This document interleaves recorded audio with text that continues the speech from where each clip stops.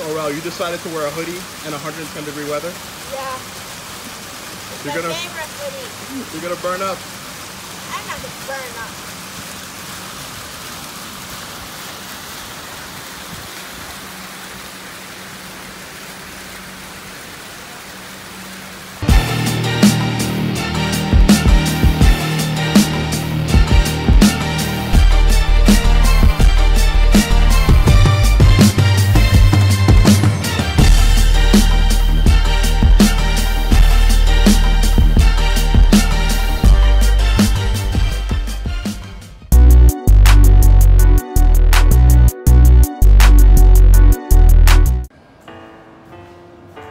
Back here again at Dubai Eye Radio, and this time I brought the family.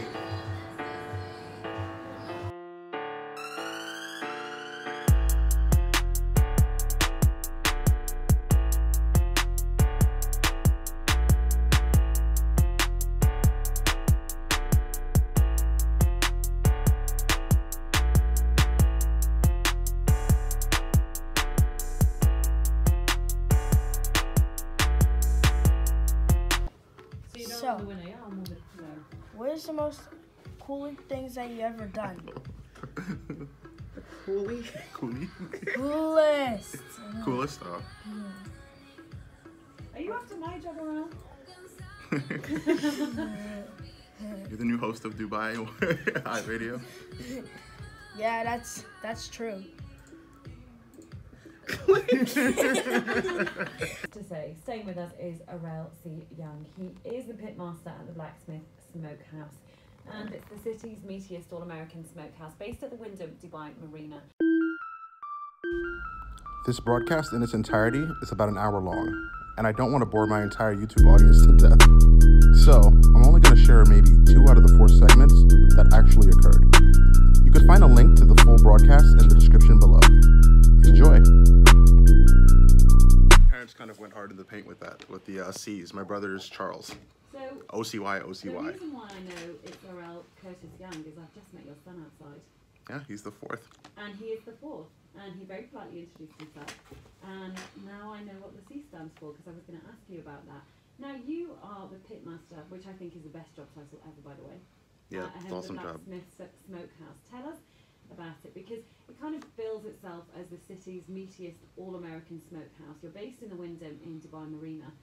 Just for people who maybe aren't familiar with a smokehouse and the style of food that you're making there, tell us a bit more about it. Yeah, we're taking, fairly large cuts of meat in their entirety, and we're smoking them. And, this takes a significant amount of time. You're looking at anywhere from 10 hours to 12 hours, something even larger going up to 16 hours. And the process of smoking is wood, fire, metal, and that's what we're doing over there. Okay, so you're from New York originally. You moved to Dubai a couple of years ago to see the launch of the restaurant that you work at now, the Blacksmith Smokehouse. And you opened back in February 2018. Tell us a little bit about your journey. So how did you get into food in the first place? Because lots of people might enjoy food, but turning it into a career is a different thing altogether. So what got you interested in cooking? I think it all started with my parents. No doubt, they were the ones who, they were always in our home cooking, experimenting, and doing new things. They always had their kind of traditional outlook on things. My mom being from Florida, and my dad being from Memphis. Okay. So they were kind of like 2 different regions, 2 styles that clashed. Yeah. But they came together. Who's better at cooking? They're not listening, so it's okay. My dad. Unfortunately, they're both gone. Oh, I'm sorry. So Dad was the best chef. Dad was the best, yeah. And, were they accepting of that? Were they both like, yeah, we accept that, Dad's the best chef? Yeah, he kind of took over. His presence was very strong and dominant in the kitchen. And my mom, she didn't have a problem with that. Okay, my dad is definitely the one that likes cooking in our household too. He would do the food shop, and he really takes a lot of pleasure, and I think it's something that he finds quite relaxing to do. So parents into cooking, when did you discover that maybe your love for cooking wasn't just going to be, something that you did at home, but something maybe you wanted to make a career out of? That was definitely in 2007. That's when I started actually working with Hill Country Barbecue Market. Okay. I didn't necessarily start out there as a chef. I recently transitioned out of like the private concierge side of customer service for Silverjet Airlines at the time. Oh, okay. So I took on more of like I took on more of a kind of supervising manager customer service role for the hospitality group. But, you know, the kitchen, the experience there is an open concept. Yeah. So it doesn't matter what department you work in, you're going to come in contact with the food. So I think it all started when, I don't know, maybe a couple people didn't show up for work. And I was like, brilliant, love it. I was like, I've been barbecuing my whole life. I can get back there and give a hand. And that's where it all kicked off. Okay, so, you know, your luck changed when a few people were unprofessional, yeah. shall we say. And you got your chance. And did it just click into place for you? It was like, you know what, this is what I should have been doing anyway. It did. It was a much larger scale, kind of looking back on it now. Yeah. But I was like, there's fire, there's wood, there's meat.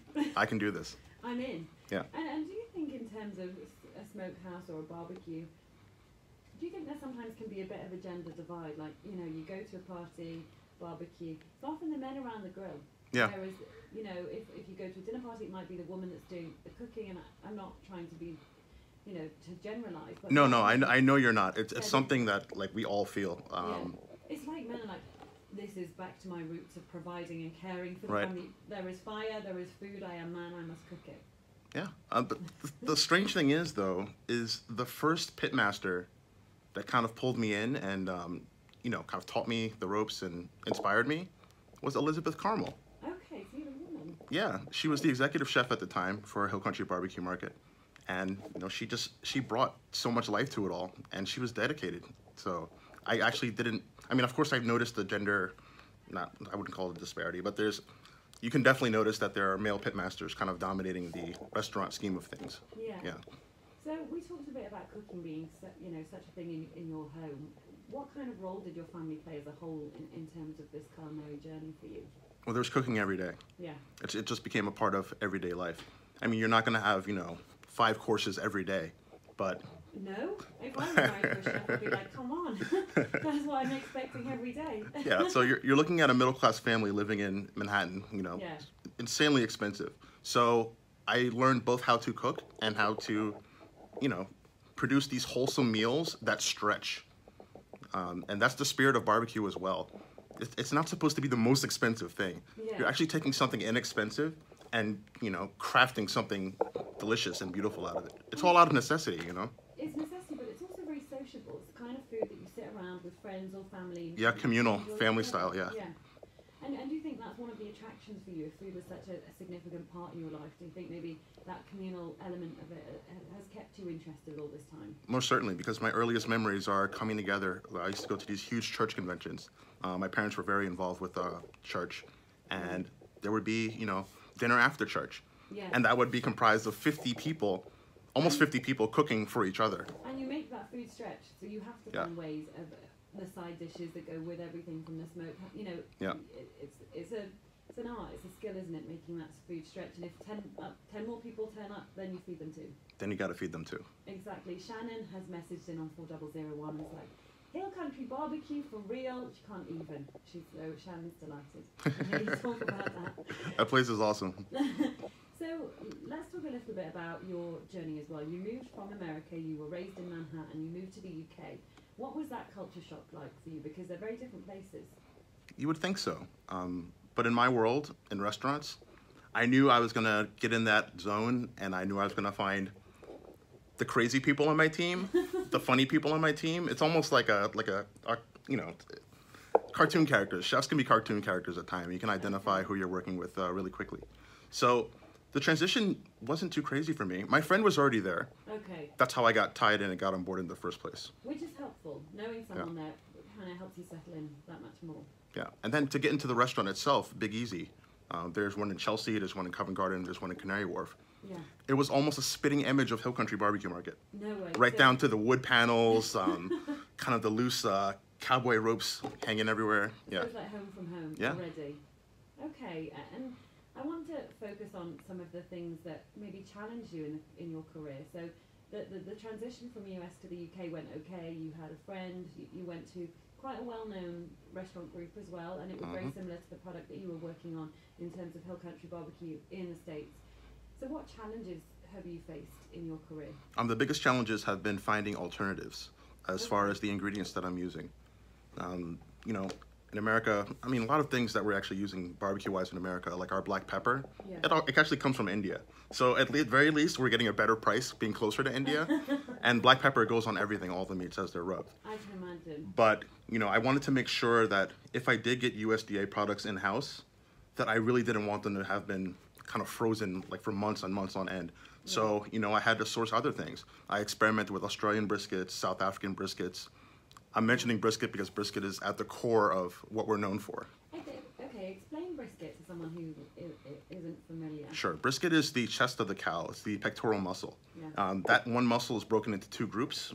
The top portion is referred to oftentimes as the decal or the moist, the point as well. And then you have the bottom portion of the brisket, which is a leaner, denser cut. Okay. Pastrami. If you've had pastrami, that's you're eating brisket. Well. That's just a cured version. And what's the kind of, in terms of brisket, what's the popular ways to cook the brisket? Well, there's a lot of people who roast them. Yeah. They kind of, they start out roasting and then they do a slight braise to cover it up, keep it in the oven for long hours. But nowhere near as long as it's going to take to smoke. Yeah. How long does it take to smoke? Our brisket, if you're looking at one that's maybe about 6 kilos or so, it's going to be about 12 to 14 hours. And I'm trying to keep the temperature around 200 degrees Fahrenheit. And how many people would 6 kilos of brisket feed? It'll go a lot faster than you would think. Really? If you come to one of our brunches, if it's a busy brunch, I'm going to be cooking, I don't know, 4 or 5 briskets just for that brunch. Oh my goodness. Okay. My concept maybe of 6 kilograms is, I'm thinking it's like this big, but I know that doesn't work on radio because nobody can see me. Yeah. But you can see me and I've kind of got my arms. It's not an arm span, is it? It's like it's like, okay. Yeah. So a medium-sized dog or a smaller dog. Well, FYI, we're not saying that Orelle smokes dogs. We don't do that. At any point, we're just saying for relativity in terms of size. Coming up in a few minutes' time, Chef Orelle was just talking about you find characters, you navigate or gravitate rather towards people. Coming up next, we're going to find out his favourite sidekick. Hey, what's up, Orelle? You're on your own little podcast? You're not saying anything. Talk to Helen now. My name is.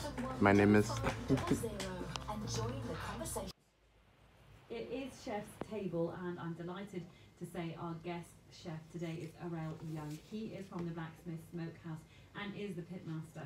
I'm sorry, but this is the best name ever. Thank you for staying with us. We've had Shannon get in touch because Shannon was like, the minute she heard you, and she's like, Hill Country Barbecue, oh my goodness. Shannon is all over that. She knows what's going on there. She knows what's going on. It's the real deal there. And she's also picked up the phone, actually.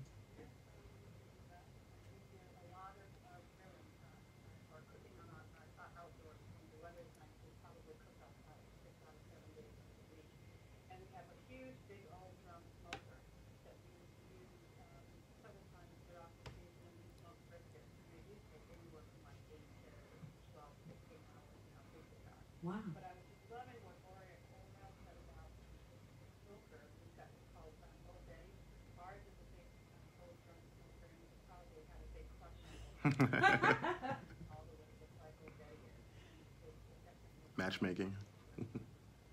Okay, if you know, Shannon, come to the restaurant. You'll bring your wood burner or your big drum smoker. We, maybe get pull up right in the parking lot. We'll have a tailgate party.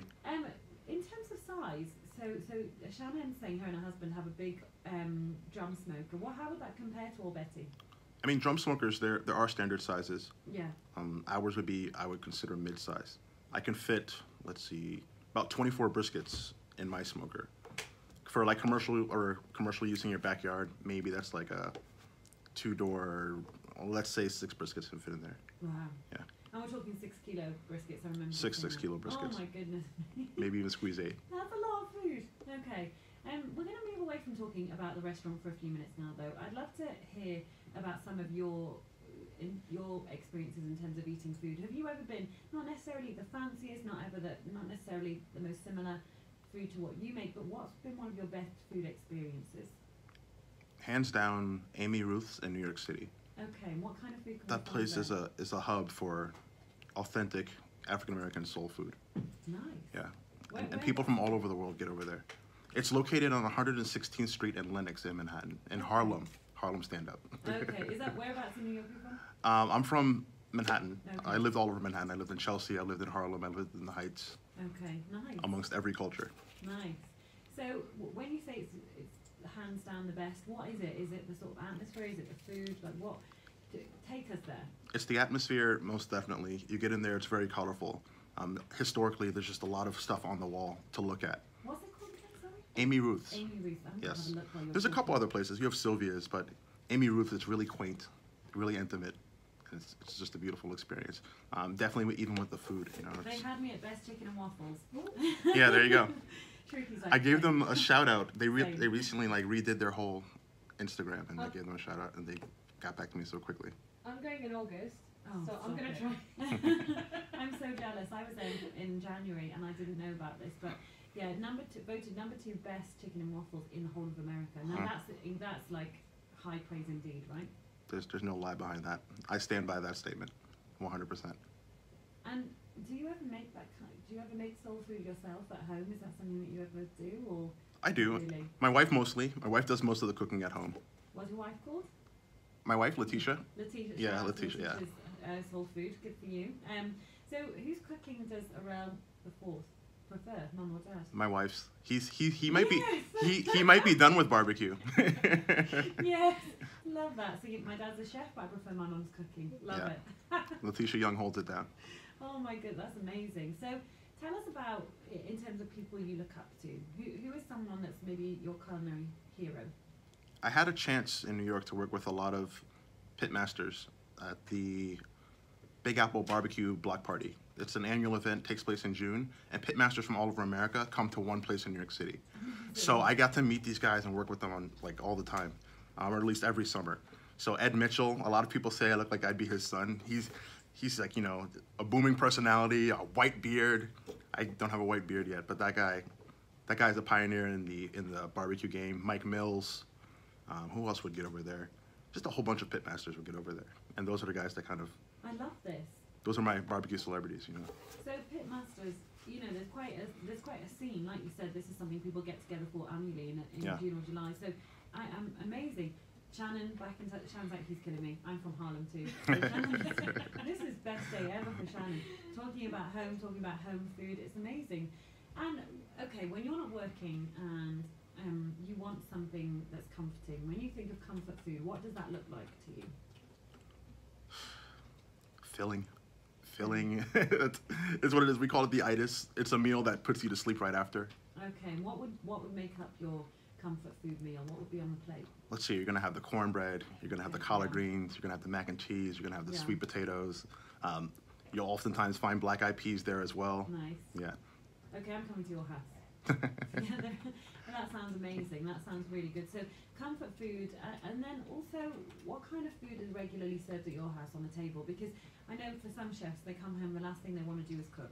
Some people really want to cook because they want to keep control of what's being eaten. Exactly. But you know, what's the sort of midweek kind of meals we'd expect to see in your house? What does the chef eat? My wife's an Italian fanatic. Okay. Italian food. She loves pasta. So she's always experimenting with different sauces. Yeah. And then you'll even find kind of a marriage of Tex-Mex, because Mexican food is like right up there as our top favorite cuisine. Same. I love Mexican food. I just like eating. There's no secret. And in terms of guilty pleasures, what can we sometimes find you guiltily tucking into? Cereal. Okay. Cereal. That's what it is. It's nostalgia. It brings you back to your childhood, finding your favorite cereal. And which kind of cereal? What kind of cereal? Is it like a chocolate one? Is it... Oh no, I'm not even big on chocolate anything, but like peanut butter crunch, Captain Crunch. Okay. Yeah. So you know, when you don't want to cook, just want to chill out. Bowl of cereal. Interesting. Yeah. I didn't know that. And what about breakfast? Talk to me about what breakfast looks like to you. Breakfast can get really overboard in our household because we want to bring in so many things. You know, you have your eggs. You know, we have our turkey bacon. Then it's the pancakes. Oh my goodness. You know, you have your fresh sliced fruits as well. Nice. It's a plethora of things, and you just sit down. And it's only 3 of us, and we're just like, why do we do this? Yeah. But it's nice that you all like the same things. You know, that's really good that 3 of you can sit down, have food together. It's a different story for my son, I promise. Okay. You can train him. Yeah. That's what they're for. Shake for them? Yeah. It doesn't make a difference. What do you know? I don't know. You know I handshake. You don't remember it? It's just that they're really. There you go. About the things I have to think about, I just want to say, stand here and say that I have no idea. I have no idea. Don't touch it. Don't break the mic. Do not touch it. I don't know. Someone else said B. Say what you have to say, but don't touch it. Oh, that would be me as an interviewer. What? If I'm interviewing somebody, I'm like, so yeah, so how was your childhood? Don't touch the mic. But I wanted an interview though. I'll interview you at home. Okay.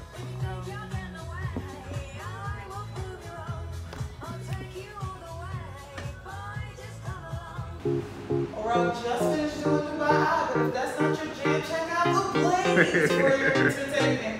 And if that's not what you want to listen to some hits, listen to Velvet 96.7. And if you have a little something that you want to get jiggy to, maybe the Virgin Radio Dubai, that's something Yeah. you may listen to. Yeah, and if you want that, then listen to Multi-Platform Network. Multi-platform network. There you go. After that, you like listen to. Don't even try. Come on, you can read it. You're ARN, yeah. All right, guys. It was fun today, right? Yeah. All right. Take it easy. And check out Lose. Later. Peace.